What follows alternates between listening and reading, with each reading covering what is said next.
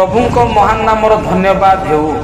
वाक्य शुणुथिबा प्रभुंकर प्रिय लोक माननकु प्रभु जीशु ख्रीष्टंको बहुमूल्य नाम रे नमस्कार। आसंतु आजी पिता परमेश्वरंको पवित्र धर्मशास्त्र रु पठन करिबा।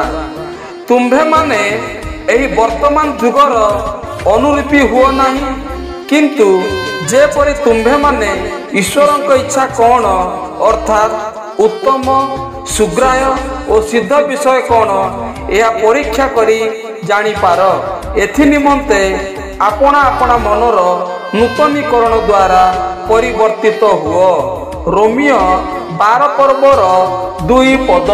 वाक्य बुझिया पाई वाक्यर कार्यकारी हेबा पाई प्रत्येकंकु प्रभु साहाय्य करंतु। एही वाक्य द्वारा आपण मानक सह परिवार को प्रभु सदा सर्वदा आशीर्वाद करंतु। धन्यवाद। आमेन।